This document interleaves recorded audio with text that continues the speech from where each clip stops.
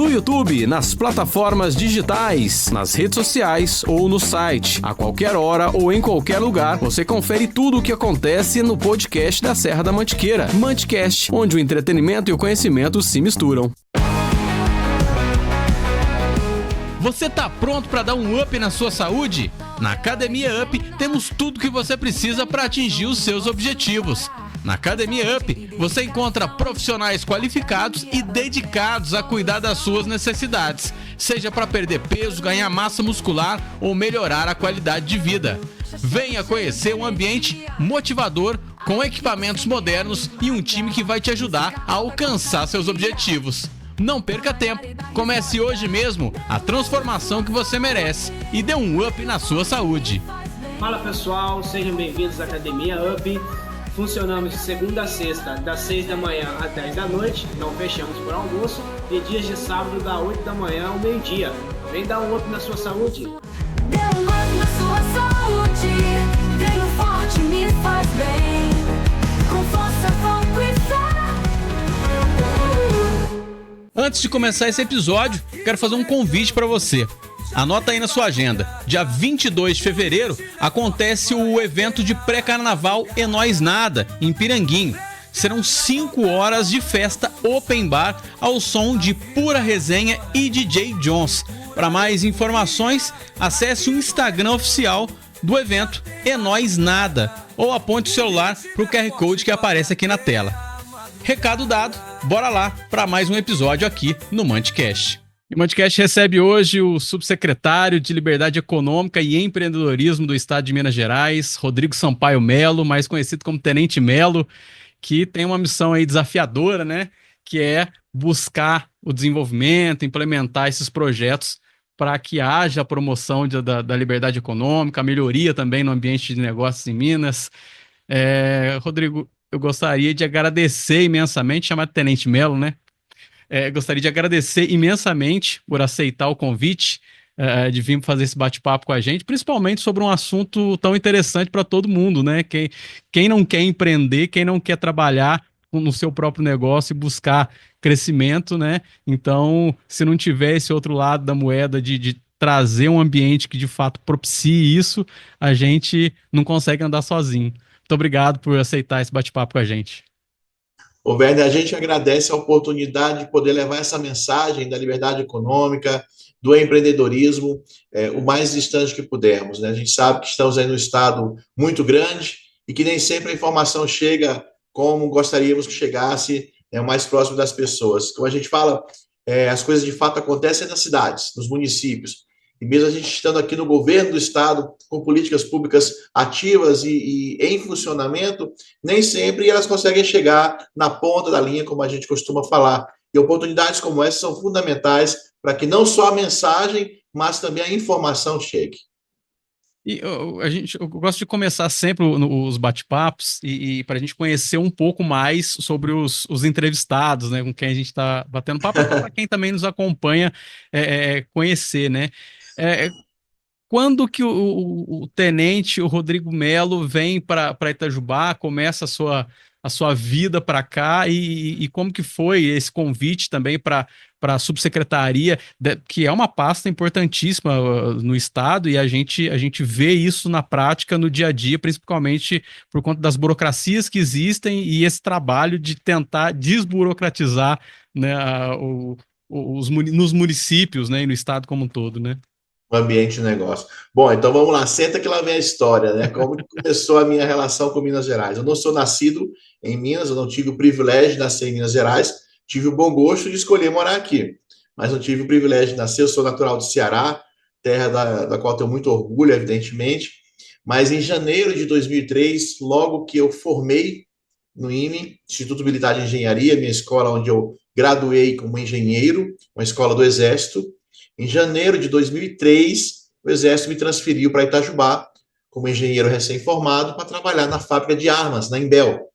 E ali, então, começa a minha história com esse estado que eu fui conhecer na época e que hoje é minha casa, que é Minas Gerais. Então, cheguei em Itajubá em janeiro de 2003, fiquei na Imbel por 5 anos, trabalhando como engenheiro na linha de produção, supervisionando algumas oficinas da produção de armas, pistolas e fuzis na Anembel. Depois eu tive um tempo que eu recebi o convite para trabalhar na Embraer. Fui para a Embraer, interior de São Paulo, fiquei também 5 anos lá, mas o coração falou mais alto e eu retornei para Minas em 2011, 2012. Foi quando eu participei da primeira eleição na minha vida, fui candidato a vereador em 2012 por Itajubá, e em 2013 eu começo a atuar como secretário municipal, na época em Itajubá. Na época, a convite do prefeito Rodrigo Rieira, quando foi eleito pela primeira vez prefeito, ele me convidou para compor a sua equipe, na época como secretário de administração, cuidando ali do pessoal, do RH da prefeitura de Itajubá. Mas logo em seguida, em 2014, 2015, acho que foi 2014, eu assumi a Secretaria Municipal de Desenvolvimento Econômico de Itajubá. Que Itajubá, na verdade, chama Secretaria Municipal de Indústria, Comércio, Ciência e Tecnologia, que hoje a gente chama de Desenvolvimento Econômico. E foi nessa época, como secretário municipal de Desenvolvimento Econômico de Itajubá, que eu conheci o pessoal do Estado. Na época, superintendente Fernando Passalho, na época o diretor Douglas Cabido. Comecei a minha relação ali com eles, exatamente como secretário municipal, buscando políticas do Estado em prol do município. E na época a gente teve o primeiro reconhecimento de APL, né, na cidade, que era uma política de Estado que eu nem conhecia na época, fui conhecer ali, e desde então a gente manteve essa relação não só de amizade, mas também de trabalho. E aquele que na época, em 2014, 2015, era o superintendente, hoje é o secretário de Estado, Fernando Passalho. Aquele que na época era o diretor, Douglas Cabido, em 2022, ele era o subsecretário de Estado, ocupando a cadeira que hoje eu ocupo. Né? E por conhecer o meu trabalho, na época como secretário municipal, o reconhecimento, primeiro, APL, que é a APL de comunicação e informática. Depois, o segundo APL, a APL de asas rotativas e defesa, que também está em Itajubá. Por ser o autor, como vereador, ser o autor da primeira lei municipal de liberdade econômica, bandeira tão defendida pelo nosso governador Romeu Zema. Enfim, em razão dessas minhas ações, dessas minhas iniciativas, ainda no município de Itajubá, em 2022, o então subsecretário Douglas Cabido me convida para vir compor a equipe do governo do Estado, na época como superintendente, né, que era a função, recordando aqui, que Passalho ocupava em 2015. Né? Vim para cá, então, em 2022, assumi a superintendência. Em 2024, Douglas Cabido vai assumir uma função no SEBRAE e eu assumo, então, a subsecretaria de Estado, que é essa função que eu estou hoje.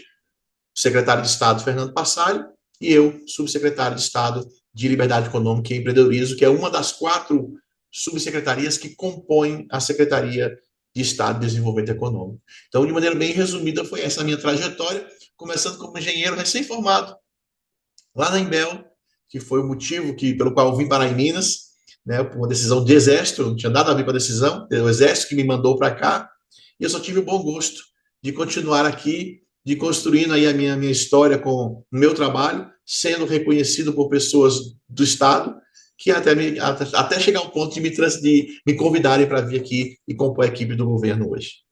E qual que é o principal objetivo, né? Acho que é importante a gente trazer isso também para aqueles que nos acompanham. Qual que é o principal objetivo da subsecretaria? Logicamente, o nome já traz muito do que a gente imagina que seja, mas é muito mais complexo que isso, claro. Não é à toa, te acompanho aí nas suas viagens e também pelo jornalismo na D2 e na Nova Difusora, que você vive aí em viagens praticamente viagens de negócios, né? Para fazer esse trabalho aí junto aos municípios. Não só frente aos municípios, né? Na verdade, nós temos metas muito claras colocadas pelo nosso governador Zema, pelo nosso vice-governador professor Matheus, que é de nós temos indicadores e metas a atingir ao longo do nosso trabalho. Minas tem aí batido recordes históricos na atração de novos investimentos, também na geração de empregos, e o resultado está no crescimento do nosso PIB, que está acima do crescimento do PIB nacional. A Minas está puxando o Brasil para cima, como a gente costuma falar. E esses resultados não são pelo fato de a gente ser mais bonito que os outros, não. Isso é resultado de um trabalho de uma equipe técnica muito focada e muito dedicada. E para que isso aconteça, é necessário que os municípios, as cidades, estejam bem preparados para receber esses novos investimentos. A gente tem uma meta, por exemplo, de chegar a 1 milhão de empregos formais gerados durante o mandato do governador Zema. Já estamos com mais de 900 mil, vamos bater a meta de 1 milhão logo, logo. Aprovado. Só que esses empregos, eles não são gerados no Estado, eles são gerados em um dos 853 municípios. Então, as coisas de fato acontecem nas cidades. Por isso, a nossa preocupação e a nossa constante ação de estarmos próximos dos municípios, próximos das cidades, para auxiliá-los, orientá-los de como, de fato, aplicar, né, as ferramentas que estão disponíveis, buscar as políticas públicas que estão em funcionamento, porque os ambientes de negócios nos municípios estejam preparados para recepcionar esses novos investimentos, bem como garantir um ambiente de negócio que seja viável e atrativo para o empreendedor local. O pequeno negócio que estão nas cidades, nas nossas cidades mineiras, muitos deles hoje na informalidade, eles precisam sentir essa segurança para se formalizar. Eles precisam reconhecer na sua gestão pública local que o seu prefeito, a sua prefeitura, ela é uma parceira, e não simplesmente alguém que esteja interessado em arrecadar imposto, cobrar taxa ou fazer exigências para o empreendedor. Não, ele tem que enxergar no seu gestor local um parceiro, né? Assim como Minas tem feito no âmbito estadual, do governo do estado, a ponto, inclusive, de servir de referência para outros estados. Hoje mesmo, agora à tarde, agora há pouco, antes da gente entrar aqui nessa live, acabei de receber uma mensagem no WhatsApp da nova subsecretária de empreendedorismo de São Paulo, que fez contato comigo e falou: precisamos conversar, gostaríamos de conversar. Ou seja, Minas Gerais, ela tem sido essa referência para outros estados. Mas não basta que Minas seja. É importante que as cidades estejam preparadas, na mesma linhada, na mesma linhagem, na mesma direção, no mesmo trilho, vamos usar aqui uma metáfora mineira, né? No mesmo trilho desse trem caminhando. Porque a gente ouve muito que, historicamente, era comum os investimentos vir para Minas Gerais, porém, quando chega no município, desiste. Porque muitas vezes o município não está preparado para receber aquele investimento. Preparado desde a recepção, de como recepcionar um novo investidor, até mesmo no ponto de mostrar um ambiente devidamente simplificado, uma área disponível, de que maneira que o gestor local, o prefeito, né, apresenta os indicadores econômicos da sua cidade, quais são os objetivos e interesses que aquela cidade tem para melhorar a qualidade de vida do seu cidadão, porque a qualidade de vida interfere exatamente em produtividade. Então, não adianta eu me preocupar em produtividade se eu não garanto qualidade de vida para o meu colaborador, portanto, para o meu cidadão. Então, toda essa preocupação é uma rede que tem que ser muito bem costurada. Então, a nossa preocupação constante de estarmos próximos dos municípios para orientá-los e ajudá-los na construção de um ambiente de negócio cada vez mais favorável. Né? Eu sei que eu estou me estendendo aqui, mas é importante reforçar. O nosso governador, ele já tem uma imagem muito positiva fora do estado e fora do país. As pessoas já olham para Minas Gerais de maneira muito positiva, com confiança, de fazer negócios aqui. Até pelo fato de nós termos um governador que veio do setor produtivo, né, que construiu a sua história como um empresário e, portanto, uma pessoa que conhece as dificuldades e as pedras que são colocadas no caminho pela gestão pública. Então, esta imagem que o nosso governador passa, de empreendedor, de empresário, de alguém que é disposto a construir o seu patrimônio em cima do seu próprio negócio, gerando emprego e renda, atrai novos investidores, porque eles se identificam com o gestor local, no caso, nosso governador. E aí precisamos que isso se replique no âmbito dos municípios, que esses investidores tenham a mesma segurança ao chegar naquela cidade que ele escolheu para instalar o seu negócio. Então, por isso a nossa preocupação, como você falou, que sempre vê a gente caminhando, sempre viajando, sempre em trânsito, porque é importante, e o nosso estado é muito grande, a gente precisa estar próximo e, por isso, a nossa equipe está sempre disponível e trabalhando para que estejamos presentes nas mais diferentes regiões do nosso estado. Tenente, assim, um ponto acho que muito importante também é justamente essa questão da desburocratização que a gente tanto fala, né? Qual que é o principal passo, assim, para se conseguir, de fato, desburocratizar? A gente sabe que o país, historicamente, sempre trouxe entraves, né? Desde das esferas municipais até as federais, ou vice-versa, né? Das federais para baixo. E hoje fazer esse trabalho inverso, como que é para você, enquanto subsecretário, tá negociando isso junto ao governador, junto a outras esferas até, para tentar trazer o mínimo de dor de cabeça para o empresário, para o cidadão? Ô, Weber, você foi muito, muito feliz na sua colocação. Por gerações, nós fomos convencidos de que a burocracia ela é necessária, que ela é importante, que ela é fundamental para o funcionamento das coisas, e a justificativa sempre era: nós temos que criar burocracia para dificultar a vida de quem quer fazer coisa errada. Nós já vimos que não funcionou. Não funcionou pelo simples fato de quem quer fazer coisa errada vai fazer. Com ou sem dificuldade, quem quer dar nó, vai dar nó. Quem sofre com a burocracia é quem quer fazer a coisa certa. Porque vai se dar o trabalho de ler todas as normas, de ler todas as regras, de verificar tudo que precisa ser feito, de conferir tudo que está errado antes de colocar em execução. Então, toda vez que você cria burocracia, você está, na verdade, dificultando o trabalho de quem quer fazer certo. Quem quer fazer errado vai estar sempre procurando um jeitinho de fazer coisa errada. Vemos isso hoje na realidade do nosso país, um dos mais burocráticos do mundo, porém onde a corrupção ainda encontra muito espaço. Então, qual é a conclusão óbvia que a gente chega? A liberdade econômica que visa simplificação de processos, ela facilita a vida de quem quer trabalhar certo, porque tem menos regras a seguir, menos exigências a cumprir, e podemos, portanto, direcionar os nossos esforços de fiscalização para quem quer fazer coisa errada. Vou exemplificar isso aqui com exemplos bem fáceis, até para o público poder compreender onde a gente quer chegar. Não é uma invenção da nossa cabeça, isso não é uma coisa que nós estamos criando do nada, pelo contrário, os conceitos e princípios da liberdade econômica já funcionam em vários países, em várias economias de ponta do nosso planeta.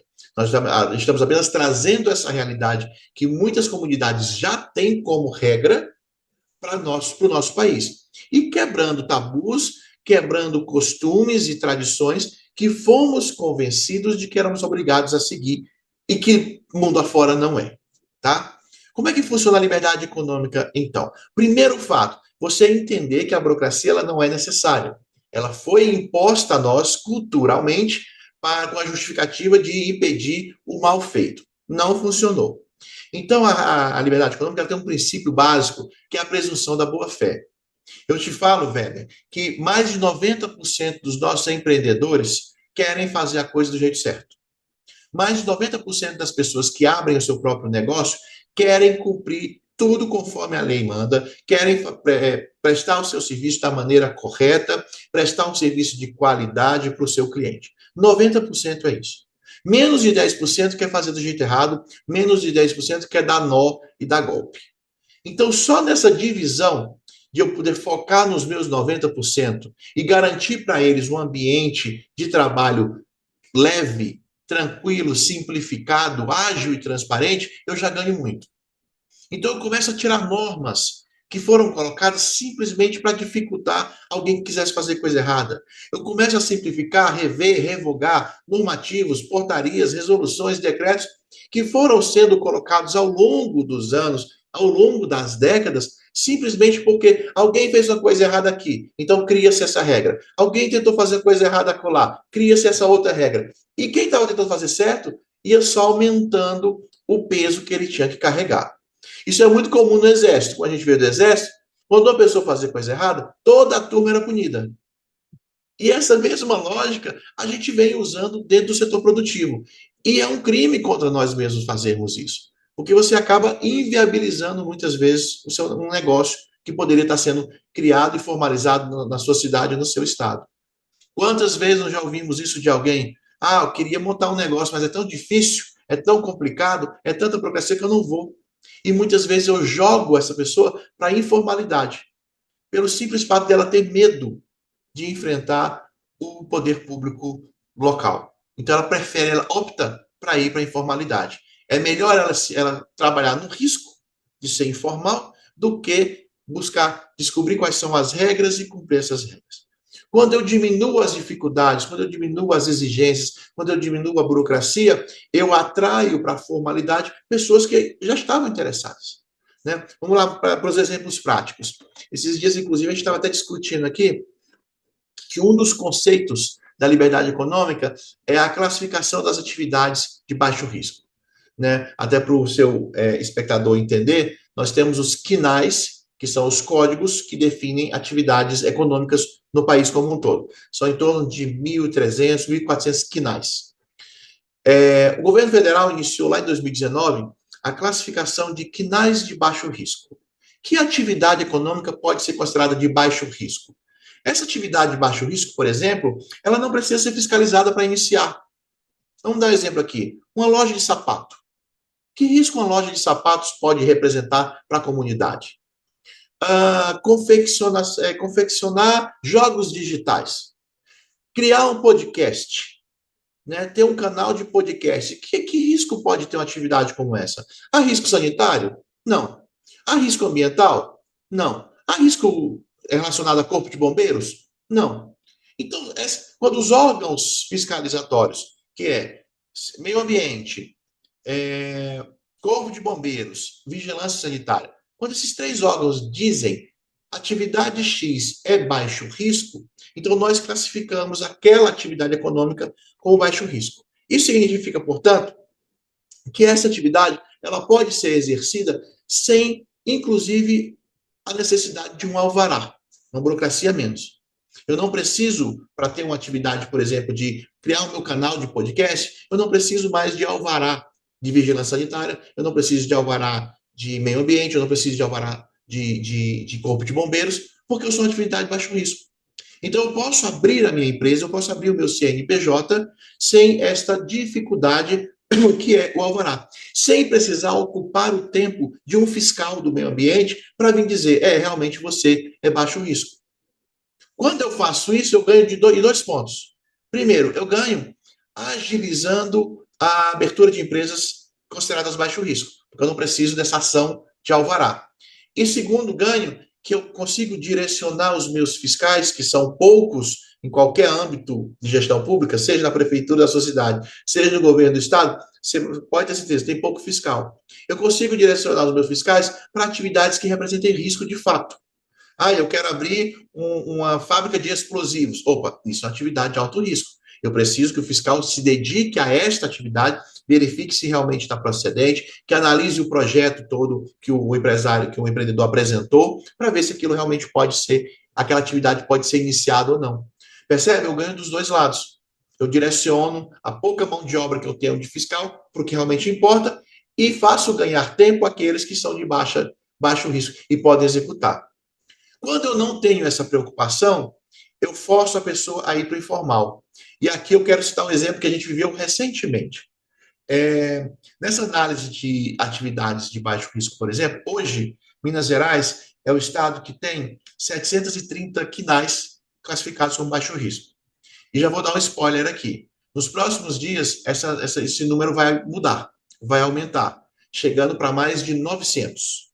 Tá? Nós temos aí o estado de Goiás, já está à frente de Minas Gerais, o estado de São Paulo, o estado do Paraná, o estado do Rio Grande do Sul, todos têm mais QNAIs de baixo risco que nós, Minas Gerais.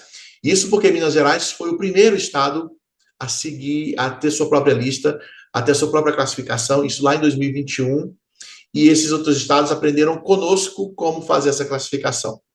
E aí acabaram que foram evoluindo e cresceram. Agora, semana que vem, nós vamos atualizar a resolução e vamos passar de 900 QNAIs. Tá? Olha o tipo de análise que a gente faz aqui. Quem define isso não sou eu. Quem define isso não é o secretário. Quem define isso são os órgãos competentes que fazem fiscalização. Repetindo, meio ambiente, vigilância sanitária, corpo de bombeiros e IMA. Tá? Instituto Mineiro de Agropecuária. São esses 4 órgãos que definem o que é baixo risco. Olha o tipo de discussão que estava tendo aqui. Uma senhora que faz bolo, que faz brigadeiro em casa para vender. É uma atividade de baixo risco ou não? Minas Gerais até então classificava essa atividade como uma atividade de médio risco. Ou seja, exige-se que o fiscal da vigilância sanitária vá lá e verifique se essa atividade pode ser executada ou não. São Paulo interpretou essa atividade como de baixo risco com a seguinte condicionante: se essa senhora que fabrica brigadeiro, que faz bolo, for um MEI, um microempreendedor individual, ela é baixo risco. Porque a área de atuação dela é tão pequena que o risco que ela representa é muito insignificante diante, por exemplo, de uma confeitaria que produz bolo de forma industrial. Então, se a atividade de fabricação de bolo ou fabricação de brigadeiro for executada por um MEI, um microempreendedor individual, ela pode ser considerada baixo risco. Olha o ganho nisso. Se eu não reconheço o MEI como baixo risco, pergunto para você e até para o ouvinte me ajudar aí. O que você acha que vai acontecer? Em São Paulo, a dona Maria que faz bolo é baixo risco. Em Minas Gerais, ela não é baixo risco. Ela exige, para ela fazer o bolo dela, ela tem que ter um fiscal da vigilância sanitária ir lá e dizer se ela pode ou não. Pergunto para você, o que você acha que a dona Maria vai fazer aqui em Minas? Ela vai se cadastrar, se formalizar, ir na prefeitura, chamar um fiscal para analisá-la ou ela vai ficar na informalidade? Mais fácil a informalidade, né? Ela vai ficar na informalidade.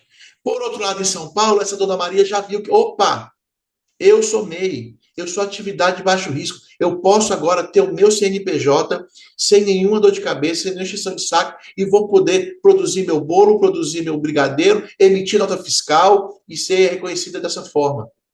Percebe o ganho? Uma observação aqui. Ser baixo risco não significa que eu não vou ter fiscalização, de forma alguma. O poder de fiscalização ele pertence ao Estado, ao poder público, e ele pode ser exercido sempre. Então, ela pode receber fiscalização quando o fiscal achar que deve. O que ela não precisa é que a vigilância sanitária vá na sua casa para ela iniciar a sua atividade.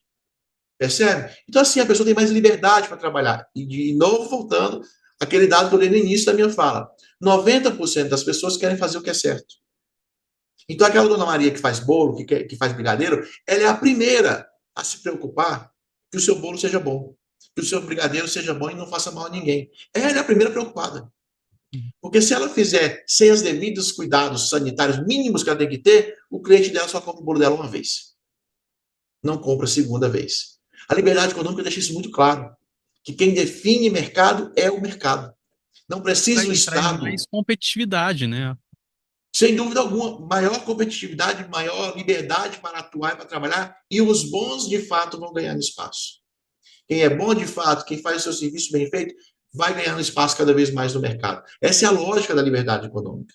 Eu entendo, e se você está me ouvindo aí, vai concordar comigo, que parece absurdo para nós, essa lógica parece absurda para nós, que por gerações fomos convencidos de que não. De que a dona Maria, para fazer bolo, ela tem que ter a bênção do Estado para isso. Ela tem que receber a vigilância sanitária para ver se o fogão dela está adequado, para ver se a batedeira que ela usa é a correta, para ver se o azulejo da cozinha dela é da cor adequada e está na altura mínima exigida, para ela poder fazer bolo. Nós fomos convencidos de que isso era necessário.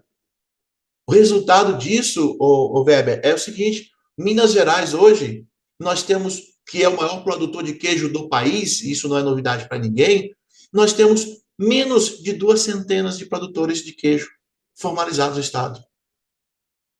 Olha que absurdo. O maior produtor de queijo do país tem menos de 200 de produtores de queijos formalizados. Aí eu pergunto para você, será que não estão fazendo queijo? Estão fazendo queijo.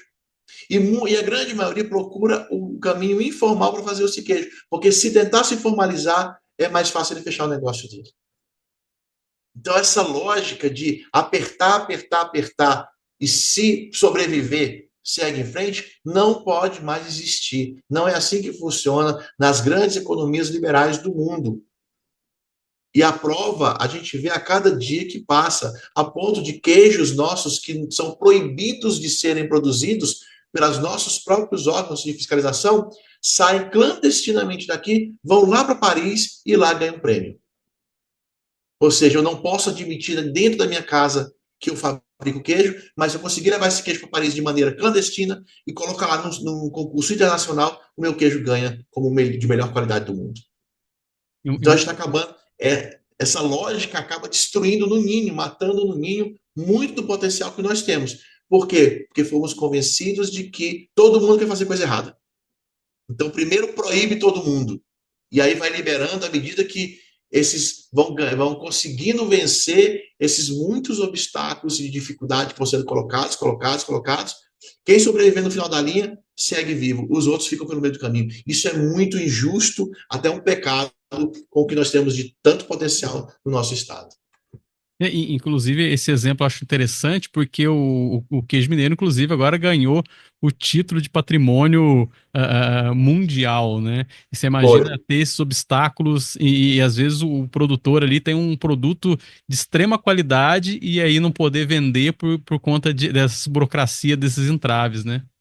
Uhum. Pra você ter uma ideia, Weber, a nossa legislação ela é tão absurda que ela chega ao ponto, se você quer montar um negócio na zona rural, a maioria da fabricação de queijo no estado ela é na zona rural, se você quer montar uma pequena fabriquinha na zona rural, a exigência ela era tão absurda do tipo seguinte, era desse jeito, estava na lei, tá?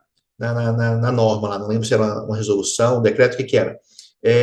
Se você possui algum item que é descartável, que não vai ser utilizado na produção, ele tem que estar necessariamente dentro de um frasco vermelho identificado.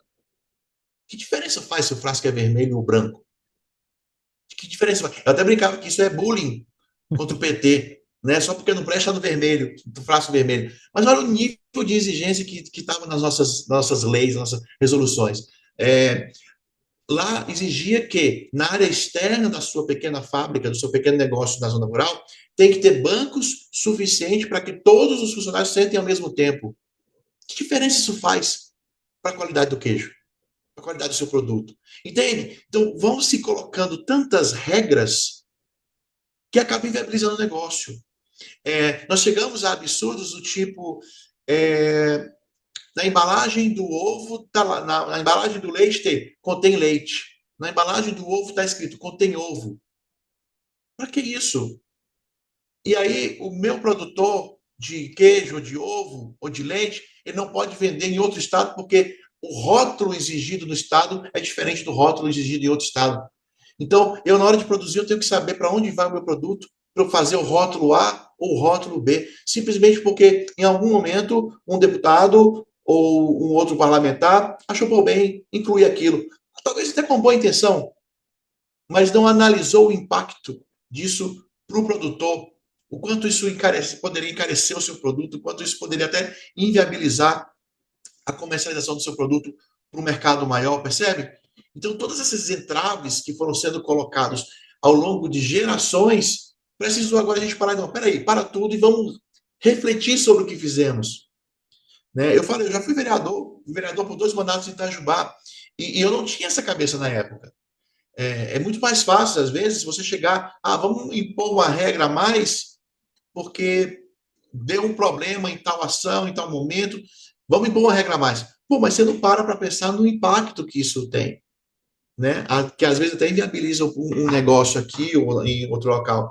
Então, esse tipo de prática é que a gente tem que, com a liberdade econômica, ir revendo, para a gente ir mudando realmente a postura, mudando realmente a nossa forma de enxergar as coisas, as políticas públicas, para, em vez de ir apertando cada vez mais, a gente ir separando o joio do trigo. Né? Quem quer trabalhar certo? Vai ter dificuldade nisso? Vai. Então, tira. A gente não pode dificultar o trabalho de quem quer trabalhar certo. Repito, sempre diferenciando aquilo que representa risco daquilo que não representa. Então, a liberdade econômica vai muito nesse sentido e o objetivo é facilitar a vida de quem está lá na ponta. Às vezes quer abrir um pequeno negócio, às vezes quer abrir um salão de beleza, quer montar sua carrocinha, seu carrinho de cachorro-quente, sanduíche, e enfrenta tanta dificuldade que acaba desistindo, ou o que é pior, indo para a informalidade.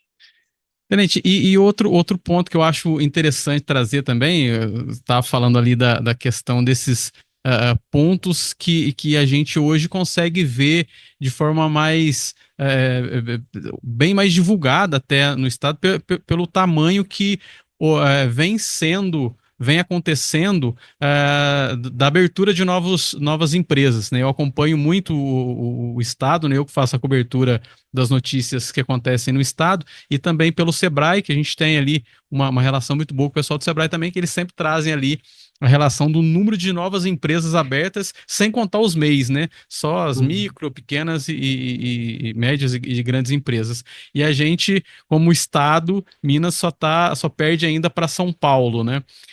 Como que esse ambiente hoje mais competitivo e esse número tão expressivo ele está aliado também a essa inovação? Porque, querendo ou não, por mais que a gente fale dessa desburocratização, como você bem disse ali, a gente não está inventando, vocês não estão inventando a roda, né? Estão só utilizando, tirando alguns mecanismos que foram colocados ali mais para atrapalhar do que para ajudar. Como que se consegue inovar nesse segmento de saber fazer as leis ou as resoluções ou viabilizar esse ambiente mais fácil para o empreendedor, de fato, sair da informalidade e construir a sua história, digamos assim? A melhor maneira de você atrair um novo investimento, e quando eu digo novo, pode ser um novo que está vindo de fora, ou mesmo um empreendimento local que acabou de decidir por se formalizar ou ampliar-se, tá? A melhor maneira de você atrair um novo investimento é você garantir que você tem um ambiente mais fácil de lidar, né? Seja na sua cidade, seja no seu estado. Por que Minas está atraindo tantos investimentos, batendo recordes e, portanto, na abertura de empresas sendo facilitada? Porque esse ambiente de negócios mais facilitado está sendo trabalhado no nosso estado. Hoje, nós já temos 480, número atualizado agora há pouco, 480 municípios mineiros com a regulamentação própria de liberdade econômica. É só para o espectador poder entender, nós temos a lei federal, que é de 2019, nós temos uma lei estadual, que é do final de 2020, e é importante que cada município tenha também o seu próprio decreto, ou sua própria lei, que regulamente, que dê as regras, como vai funcionar a liberdade econômica. Isso dá ao empreendedor, dá ao investidor segurança. De que forma? Vamos supor que eu tenho um investidor chinês, que está acontecendo com muita frequência, interessado em trazer seu novo negócio para o Brasil. Ele vai procurar um estado onde ele se sinta seguro para investir. São Paulo e Minas Gerais são os dois estados que estão se destacando muito nessa questão. Ok, escolhi por Minas Gerais. Ao chegar em Minas Gerais, eu, investidor, vou pesquisar uma cidade ou uma região que tenha características que são interessantes para o meu negócio. Por exemplo, meu negócio é importante que esteja instalado numa região quente, ou numa região fria, ou próxima de uma rodovia, ou próxima de uma ferrovia, ou que tenha uma mão de obra qualificada em tal setor, enfim. Vou buscar as características que são interessantes para a minha atividade econômica. Escolhido isso, eu vou pesquisar dentro daquelas cidades ou aquelas regiões que eu já classifiquei, qual cidade me dá indicadores de que, se eu chegar lá, eu vou ter um negócio aberto de maneira rápida. De que maneira, que cidades que me dão sinais de que a resposta do poder público local é rápido? Qual cidade demora mais para aprovar um projeto? Qual cidade demora menos para abrir uma empresa? Esses indicadores são todos públicos. A junta comercial tem todos esses números. Se você entrar no Sebrae, você vê todos esses números. E é isso que faz um investidor decidir se instalar aqui ou acolá. Né? A gente viajando muito, a gente sempre, vez ou outra, ouve a seguinte pergunta, né? Que dia que o governador vai trazer uma empresa à minha cidade? Eu falei, nunca. Não é o governador que leva. Não é o governador que aponta ou que indica. O dono do dinheiro, que é o investidor, ele vai decidir para onde vai o seu negócio. E aí, como costuma falar o nosso secretário, que você entrevistou há alguns dias, Fernando Passalho, ele diz o seguinte: conquiste o CPF primeiro. Em seguida vem o CNPJ. Se você, ao receber o investidor na sua cidade, ele sentir firmeza na gestão pública local, ele perceber que os empresários locais, as entidades de classe locais, seja CDL, Associação Comercial, ou qualquer grupo de empreendedor local esteja organizado para isso, se ele perceber que a sua cidade tem uma estrutura mínima de internet ou que garanta qualidade de vida para o seu cidadão, ele vai para a sua cidade. Ele só precisa ter essa segurança. Conquistou o CPF, o CNPJ vem atrás. E é nesse sentido que a gente trabalha a evolução, a maturidade da liberdade econômica do nosso Estado. O nosso programa, que a gente coordena aqui, que é o Minas Div para Crescer, o primeiro passo que a gente cobra, ou pede, né, orienta o município a fazer, é ter a sua regulamentação própria. Eu tenho o meu decreto, eu tenho a minha lei municipal, ok, esse é o primeiro passo. O segundo passo, que a gente já fala que é o nível intermediário na maturidade e liberdade econômica, é esta cidade ter a integração do seu sistema municipal, o sistema da prefeitura, com o sistema da junta comercial. Quando eu integro esses dois sistemas, eu permito que o Melo, que está lá em Belo Horizonte, resolveu abrir a sua empresa em Santa Rita do Sapucaí, ele consiga fazer isso de maneira automática, sem intervenção humana, sem precisar ir pessoalmente lá. Eu consigo abrir um negócio em Santa Rita do Sapucaí, se eu tiver esse sistema integrado. Se meu negócio for uma atividade de baixo risco, eu consigo fazer isso instantaneamente em segundos. O que isso vai significar na ponta da linha? A queda no tempo médio de abertura de empresas. Olha a mensagem que eu estou passando para o investidor chinês, por exemplo. Eu vou analisar Santa Rita do Sapucaí, estou usando o exemplo da cidade que é da nossa região. Opa, o tempo médio de abertura de empresas da cidade aqui é baixo. O que isso significa? Eficiência na gestão local. Eficiência na gestão pública local. Então, esse é o tipo de lugar que eu quero ir. Esse é o tipo de lugar que eu gostaria de ter o meu negócio implantado. Porque lá é rápido, lá é ágil, lá é eficiente. Lá os tempos de respostas do poder público são menores. Então, esse é um esse é um grande indicador que atrai novos investimentos. E é por isso, e é assim, essa é a receita que mais funciona para a atração de investimentos. É eu demonstrar por meio de indicadores econômicos que eu sou eficiente. E a liberdade econômica só vem trazer isso.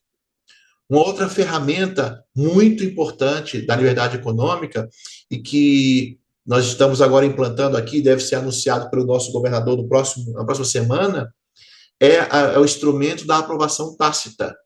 O que é a aprovação tácita? Agora há pouco, acabei de pagar a primeira parcela do IPVA do meu carro.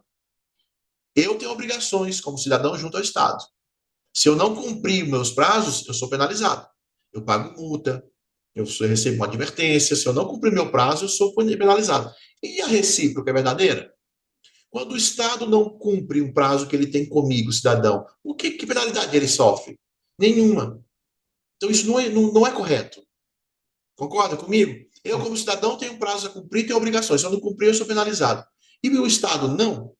Então, existe um instrumento, também previsto pela liberdade econômica, que muda essa regra. O Estado passa a ter também responsabilidades agora. Eu, cidadão, pretendo iniciar um negócio da cidade X. Para isso, eu apresentei, por exemplo, um projeto arquitetônico. E eu preciso que o Estado aprove o projeto do meu negócio para eu iniciar a minha obra. O Estado tem 60 dias para aprovar esse projeto. E se ele não aprova em 60 dias? Eu fico esperando. Hoje é assim que funciona. Eu fico esperando 60, 90, 120, um ano e meio, o tempo que algum técnico do Estado encontrar na sua agenda de prioridades para tempo para avaliar o meu projeto. Enquanto isso, eu, empreendedor, fico no prejuízo. A aprovação tácita muda isto. O Estado tem obrigação. O prazo é 60 dias. Se o Estado não analisou e não aprovou em 60 dias o meu projeto, ele está automaticamente aprovado, tacitamente aprovado. E eu posso iniciar a minha obra. Olha o que isso significa na prática. Liberdade não é bagunça, né? Liberdade é responsabilidade e maturidade de ambos os lados. Eu, Estado, tenho que buscar ser cada vez mais eficiente para eu cumprir meus prazos. Eu, empreendedor, tenho que ter consciência das minhas obrigações. Se o Estado não aprovou em 60 dias aquele meu projeto, que é o exemplo que eu estou citando aqui, está aprovado tacitamente, eu recebo a aprovação tácita na minha mão e posso, portanto, iniciar a minha construção. Pergunto para você, Weber, se eu descumprir as exigências da minha construção, eu vou ser punido ou não vou? É claro que eu vou. Isso. Porque um dia a fiscalização vai vir. Então não adianta eu começar o meu projeto errado, não adianta eu querer dar nó no meu projeto, na minha construção, porque um dia a fiscalização vai vir. E se eu estiver descumprindo algum quesito, eu vou ser punido. Eu não preciso mais esperar a bênção, esperar que alguém do Estado diga, tá ok, tá certo. Eu tenho competência para isso. Eu tenho que ter a maturidade para isso. O meu engenheiro, responsável técnico pela obra, é que assina a responsabilidade sobre aquele projeto. A gente passar a tratar com a devida maturidade os dois lados, Estado e cidadão. Eu sou um profissional, tenho consciência das minhas obrigações, posso iniciar minha obra agora. No dia que o fiscal vir, eu estou tranquilo. Eu sei o que ele vai exigir de mim e eu cumpri tudo aquilo que ele vai exigir de mim. Não precisei ficar esperando 1, 2, 3, 4 meses para iniciar minha obra. Percebe? É um outro passo, é um outro avanço que, repito, já está implantado aqui no nível estadual. O governador deve anunciar isso nos próximos dias, porque a gente fez todo um trabalho para digitalizar essa aprovação tácita e permitir que o cidadão tenha acesso a este documento em casos de atraso. Né? Vamos anunciar isso para todos os setores produtivos do Estado e que as cidades também possam fazê-lo. Né? Outro exemplo que atrai muito novos investimentos é o Estado ter um canal aberto de comunicação com o setor produtivo, para a gente ouvir demandas do setor produtivo. Não sou eu que sou capaz de dizer o que é melhor para você que produz podcast. Não sou eu que tenho competência de dizer o que é melhor para quem promove, por exemplo, grandes eventos para grande público, ou para quem tem uma atividade industrial. Quem conhece a realidade do negócio é o dono do negócio. E por isso, o nosso programa, que é o Minas Vive para Crescer, tem um canal direto, aberto, para conversar com o setor produtivo, para receber demandas do setor produtivo. E ao receber essas demandas, nós somos capazes de encaminhá-las para os órgãos competentes e monitorar as respostas dadas para ver se de fato a gente consegue melhorar o ambiente de negócio. Estou falando do grego? Não, vou simplificar. Dois exemplos bem práticos. Um bem recente, foi até notícia na imprensa mineira nas últimas semanas. Nós temos em Minas uma fabricação, né, até alguns arranjos produtivos locais bem robustos na fabricação de móveis. Nós temos uma indústria moveleira muito forte em Minas Gerais. E grande parte dessa indústria de móveis é a base de MDF. São móveis de MDF. E a gente gera toneladas e mais toneladas por ano de MDF. Até o final do ano passado, esses resíduos eram descartados para aterros sanitários. Montanhas e montanhas de MDF. Lá no Rio Grande do Sul, há uns 2 anos, a Universidade do Rio Grande do Sul fez um estudo que podia queimar o MDF em altos fornos. Podia usar o MDF como lenha, né, para queimar em fornos a partir de certa temperatura. Vamos lá, 1000 graus. Não sei a temperatura agora de cabeça. Mas a partir de 1000 graus, você podia queimar o MDF, que o resíduo da queima não era tóxico. Se você queimar o MDF a temperatura baixa, ele gera gases tóxicos, certo? Por isso era proibida a queima. Era proibida a queima. Há uns 2 anos atrás, o Rio Grande do Sul fez esse estudo, a universidade lá, e o Rio Grande do Sul autorizou a queima de MDF, o uso de MDF em altos fornos, para poder usá-lo como lenha, e aí queimar o MDF. Em vez de gerar montanhas e montanhas de resíduo, usá-lo como lenha, inclusive, né, tirando a necessidade de derrubar árvores e usar lenha para aqueles fornos. Em vez de usar lenha, usava agora MDF. Ganhava dos dois lados, né? Alguém do setor produtivo, do setor de imóveis, entrou com essa demanda junto a nós. Olha, a nossa lei aqui em Minas proíbe queimar MDF. Só que já existe um estudo consolidado no Rio Grande do Sul que fala que MDF a partir de tantos graus pode queimar, que não tem perigo. Analisa isso para a gente. Veja, quando que nós, governo, íamos saber disso? Se não fosse o setor, né, os responsáveis da área, do setor ali, que trabalham no dia a dia com isso, nos avisasse. Eles nos avisaram. Fizemos o estudo. A Secretaria de Meio Ambiente analisou, fez o contato no Rio Grande do Sul, fez o teste em Minas Gerais, confirmou que realmente o MDF pode ser queimado a partir de tantos graus, não representa perigo nem para a natureza, nem para nós. Não emite gases tóxicos. Pronto, foi liberado, então, a queima do MDF em Minas Gerais. Em vez de agora da gente gerar, e são muitas toneladas, eu queria até ter esse número de cabeça, mas não tenho. É muito tonelada que a gente gera todo ano de resíduo de MDF aqui. Agora isso pode ser usado na queima. Abrindo mão de lenha, não precisa mais derrubar a árvore para queimar, e pode usar aquilo que ia ser descartado nos aterros sanitários. Um exemplo real e atual, prático agora, de ouvir a demanda do setor produtivo. Né?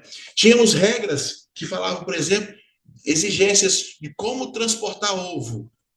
Pergunto para você, quem é a pessoa que menos quer que quebre ovo no transporte entre a granja e o supermercado? O dono do ovo. Então, se tem alguém preocupado em não quebrar os ovos, é o dono.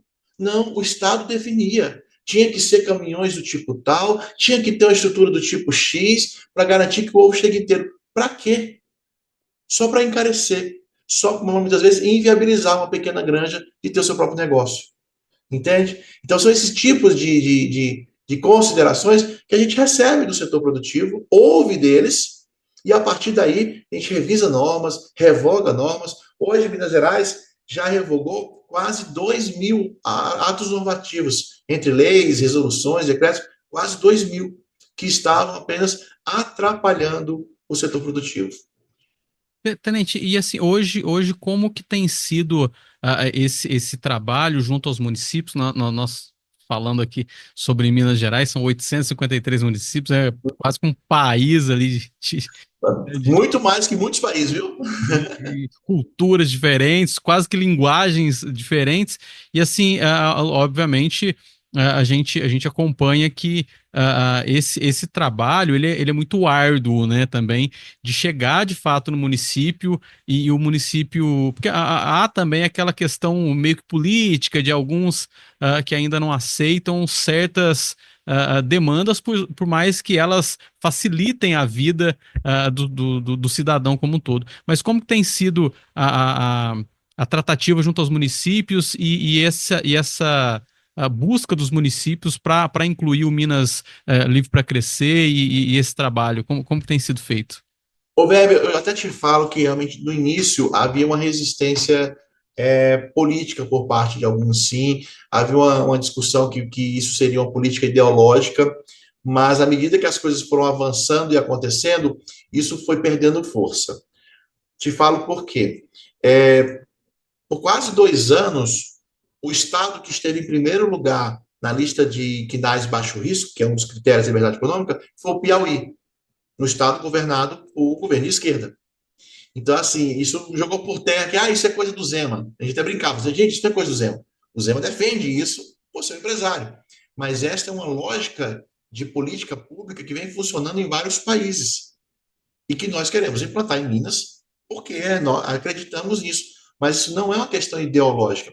E à medida que as cidades que implantam, de fato, os princípios da liberdade econômica vêm alcançando números bem interessantes nos seus indicadores econômicos, os outros prefeitos vão seguindo. Opa, também quero, também quero, também quero. Vou te dar aqui apenas alguns exemplos. Em 2024, se você puxar lá pelo CAGED, né, os municípios mineiros que mais geraram empregos em Minas Gerais em 2024, se a gente pegar os 10 de pequeno porte, cidades pequenas, até 50 mil habitantes, se você pegar os 10 municípios de pequeno porte que mais geraram emprego no ano passado em Minas Gerais, os 10 possuem regulamentação própria de liberdade econômica. Se você pegar no geral, todos os municípios de Minas, os 10 municípios que mais geraram emprego no ano passado, 7 têm legislação própria de liberdade econômica. Então, isso não é uma coincidência.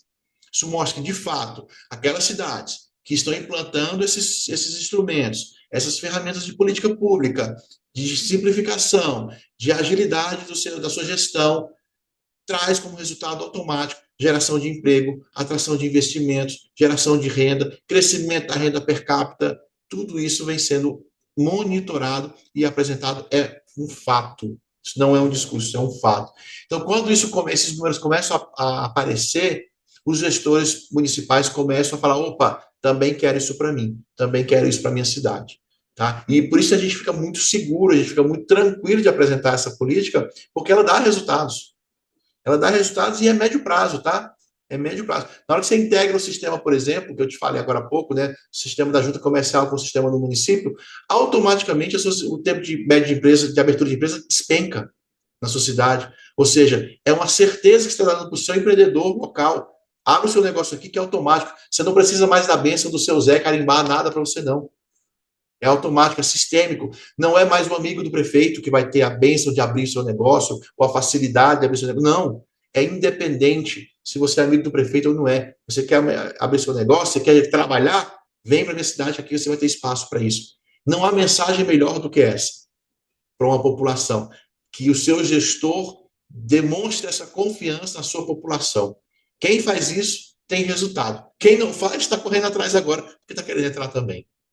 Tenente, e outra coisa que eu acho bem interessante também são as parcerias, né, que o governo do estado vem tendo com universidades, tá? Eu acompanho muito, por exemplo, salvo engano, acho que na UFLA, uma parceria junto com o governo do estado para identificar também a qualidade da cachaça, que é um produto tão Laboratórios. forte, né, no nosso estado. Essas parcerias também ajudam muito com que as formalizações elas aconteçam, porque a gente sabe também que é outro produto que existe muito na informalidade aqui no estado, na região do sul de Minas mesmo tem muito. E aí, essas parcerias também trazem mais peso e também mais qualidade aos produtos mineiros também, que acaba também vendo que, de fato, o Estado tem buscado ajudar em todas as vias, né? Olha para você ver uma vantagem, nós temos uma equipe tão enxuta como a gente tem em Minas, né? Em Minas Gerais, como eu te falei, nós temos a Secretaria de Desenvolvimento Econômico e dentro dela nós temos 4 subsecretarias, que são as áreas técnicas. Em outros estados, muitas vezes, cada subsecretaria dessa é uma secretaria independente. Por exemplo, a nossa subsecretaria de Ciência, Tecnologia e Inovação. Ela é uma sub dentro da Secretaria de Desenvolvimento Econômico. E assim como eu trabalho em liberdade econômica aqui, nós temos o subsecretário, no caso o Lucas Mendes, que trabalha em inovação do meu lado, na sala ao lado. E a gente pode usar as ferramentas de um para apoiar o outro. Então, se eu estou buscando liberdade econômica, se eu estou buscando favorecer, facilitar ou ajudar o empreendedorismo, que é a minha área, eu uso as ferramentas da ciência e tecnologia que está aqui do meu lado em prol disso. O exemplo que você citou, antes a cachaça de Minas, para ser avaliada por um laboratório técnico, tinha que sair de Minas, fazer análise e voltar. Pô, isso é um absurdo. Então, por que eu não desenvolvo, né, laboratórios usando técnicas novas e modernas para que este reconhecimento seja feito dentro do próprio Estado? Parceria com as universidades, é o setor acadêmico, é a área da academia, das escolas, que nós usamos a favor da nossa economia. Essa é uma facilidade que a gente ganha por ter essa estrutura tão enxuta que a gente tem aqui no governo de Minas, tá? Isso aí eu sou testemunha dessa facilitação que a gente ganha. Gente, outro ponto também que eu acho, acho que a gente já chegou a falar sobre isso na oportunidade que você teve lá no D2, inclusive, já faço convite, estando na região aqui, venha no podcast, venha na D2 para a gente voltar a bater bons papos lá, porque é sempre bom tê-lo lá para a gente falar sobre esses investimentos, sobre os trabalhos que vêm sendo feitos. Mas, salvo engano, acho que na outra vez que você esteve lá, a gente falou sobre as linhas que o governo do estado também trouxe para a inovação, para investimento em todas as áreas, né? Para aquele que é empresário, tem algum tipo de inovação, ele consegue buscar essa linha sem ter a necessidade de devolver o dinheiro para o estado, que isso também ajuda muitos empresários que querem fazer e às vezes não conseguem o aporte, né?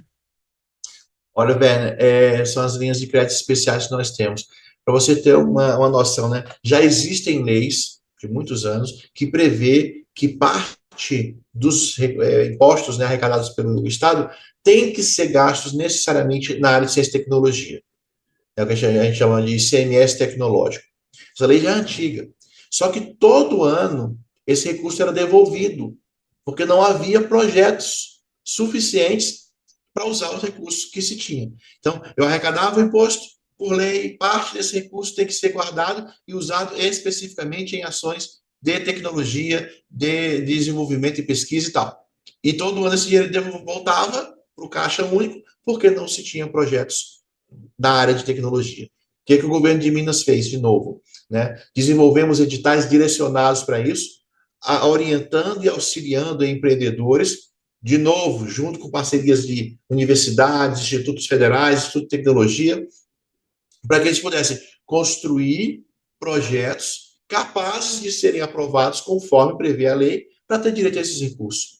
E eu falo aqui, talvez no segundo ano seguido, que a gente consegue utilizar todo o recurso previsto para a inovação, para pesquisa e desenvolvimento, dentro do Estado de Minas, por meio de editais como é o Compete Minas. Compete Minas são editais que são abertos todo ano, logo em breve, acho que agora fevereiro ou março, deve ser aberto deste ano. Você, empreendedor, que queira fazer algum tipo de inovação dentro do seu negócio, você pode usar o Compete Minas para isso. Busca uma universidade, busca um instituto de pesquisa para te ajudar a construir o projeto dentro das características que o edital prevê. E você passa a ter direito a recursos para poder investir em pesquisa e desenvolvimento na sua empresa. Muitos recursos sem ter que devolver, como você mesmo falou. Tá? É uma outra ferramenta extremamente poderosa e que nós estamos sabendo usar de maneira realmente eficiente agora em Minas Gerais.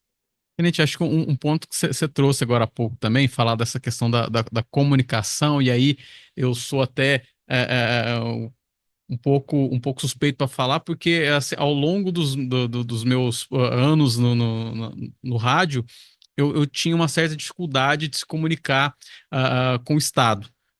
E às vezes a gente nota que dependendo do momento que se vive, às vezes existe esses entraves de se comunicar.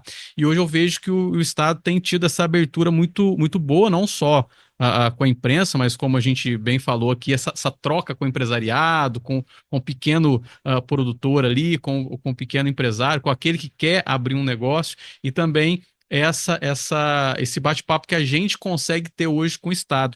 Como que você vê essa comunicação em ambos os setores, né? Seja com o produtor ou com a imprensa? Como que você vê esse diálogo hoje do Estado? E já agradeço e parabenizo por essa possibilidade da gente conversar e dialogar sobre o nosso Estado. Ô, Weber, eu falei agora há pouco, né? Dias atrás você entrevistou o nosso secretário. No dia que eu cheguei aqui para assumir a superintendência, quase 3 anos atrás, eu não esqueci a frase que o secretário Passari falou para mim. Ele falou: Melo, a nossa secretaria, ela é uma porta que muitas vezes as pessoas vêm bater, mas nem sempre o problema é nosso. Só que quem bate a nossa porta são pessoas que trabalham, que geram emprego, geram renda no nosso estado. Então, a nossa obrigação aqui é bem receber essas pessoas. Se o problema for nosso, a gente resolve. Se o problema não estiver com a gente, cabe a nós acompanhar essa pessoa até onde está o problema e ajudá-la a desatar o nó, a tirar a pedra, onde quer que esteja. Ou seja, sempre receber bem, sempre estar de porta aberta para ouvir demandas e poder levar a solução, ajudar a levar a solução. Essa foi a frase com a qual o secretário de Estado me recebeu aqui quase 3 anos atrás. Então, esse mantra, essa lógica de funcionamento, ela é muito presente na equipe de Romeu Zema e professor Matheus. E eu estou te falando isso porque eu estou vivendo isso pessoalmente, desde que cheguei aqui. Até então, eu estava em Itajubá, como vereador de Itajubá, quando recebi o convite para vir para cá. E eu aceitei esse convite, na época, porque eu tinha consciência do que isso ia representar para mim, profissionalmente falando. A oportunidade de fazer parte de uma equipe realmente tão diferente que eu acompanhava de fora, que eu acompanhava de longe. E agora poder integrar isso, fazer parte disso, e te falo que este é um mantra que a gente repete diariamente aqui. Quem está aqui está com essa lógica muito clara de trabalho. A gente não está aqui para ser servido, a gente não está aqui por status, a gente não está aqui por dinheiro, a gente está aqui para poder resolver problema. Isso é muito claro. Cada reunião que a gente participa, cada decisão que a gente toma, sempre que tem uma melhoria para a vida de alguém, a gente comemora. Eu te falo que um dia a gente recebeu uma demanda, como dessas várias demandas que a gente recebe no setor produtivo, e aí veio um menino da minha equipe, né, jovem e tal, estava muito frustrado, estava muito triste. Por quê? Porque não conseguiu resolver a demanda que ele tinha recebido da empresa X lá. Ele estava pessoalmente sofrido por isso. Ou seja, está enraizado na equipe, está enraizado o exemplo, como vem de cima, né, do nosso gestor, que é o nosso governador, do nosso secretário, está enraizado na equipe, que essa é a lógica.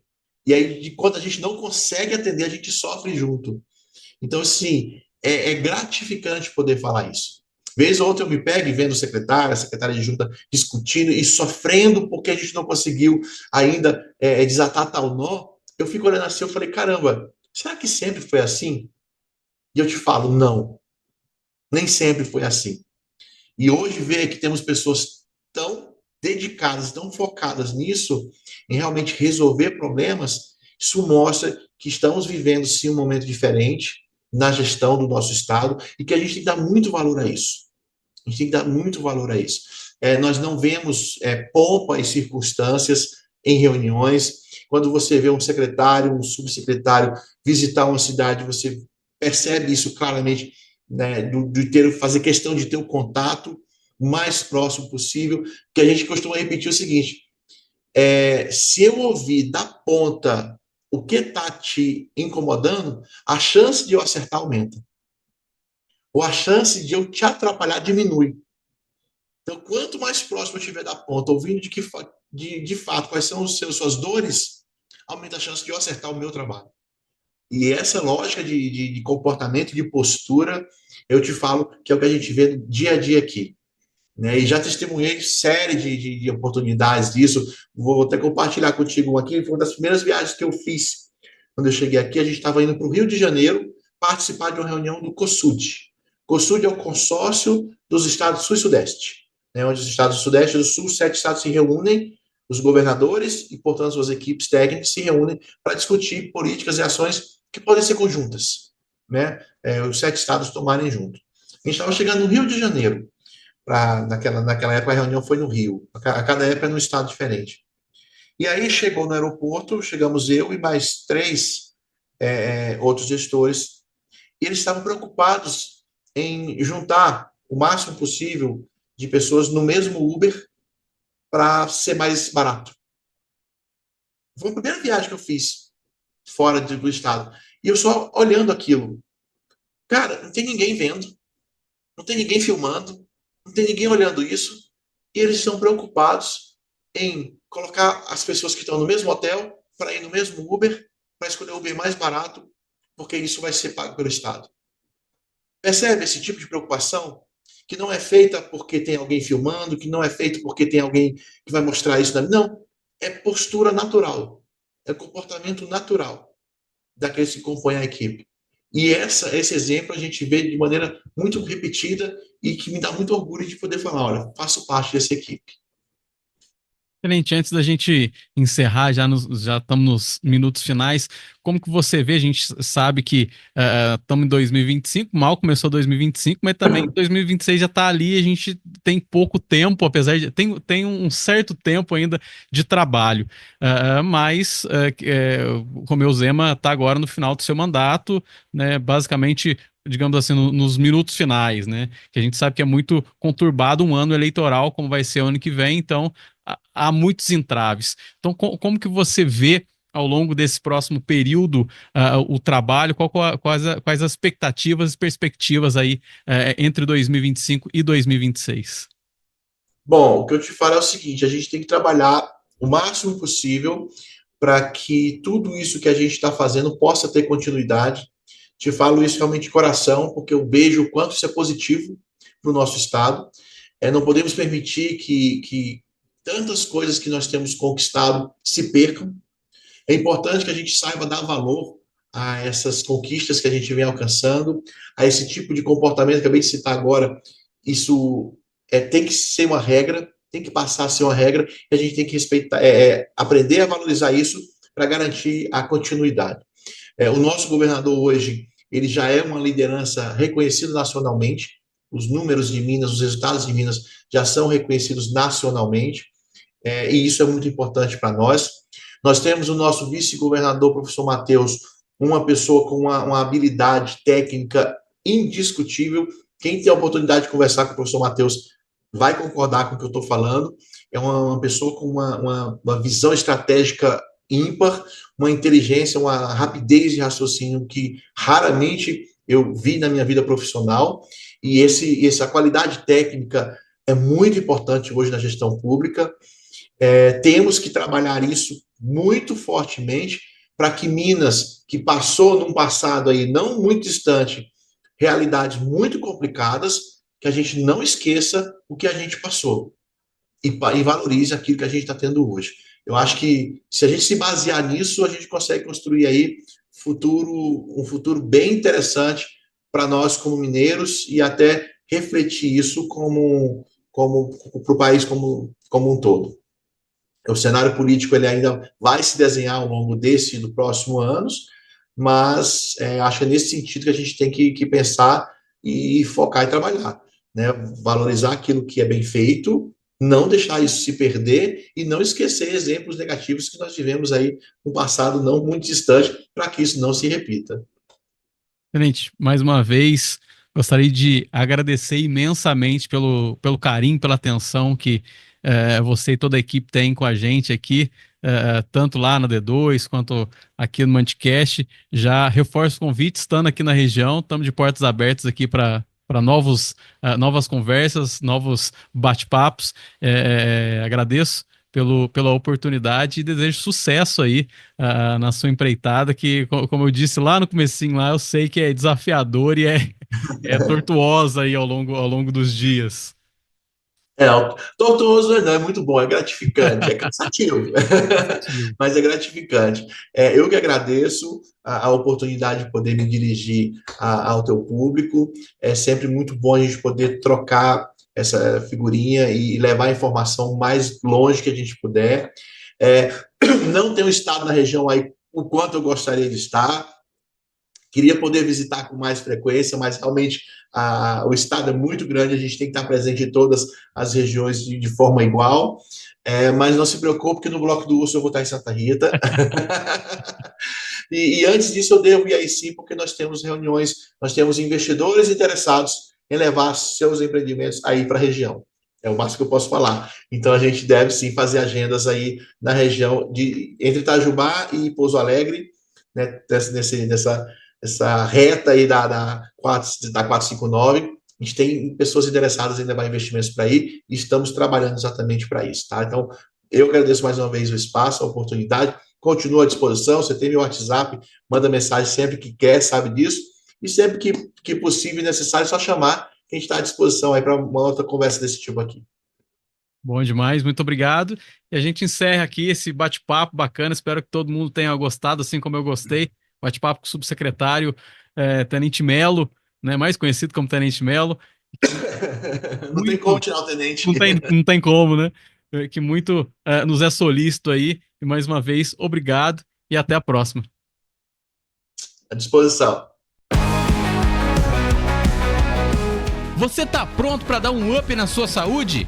Na Academia Up temos tudo que você precisa para atingir os seus objetivos. Na Academia Up, você encontra profissionais qualificados e dedicados a cuidar das suas necessidades, seja para perder peso, ganhar massa muscular ou melhorar a qualidade de vida. Venha conhecer um ambiente motivador, com equipamentos modernos e um time que vai te ajudar a alcançar seus objetivos. Não perca tempo, comece hoje mesmo a transformação que você merece e dê um up na sua saúde. Fala pessoal, sejam bem-vindos à Academia Up.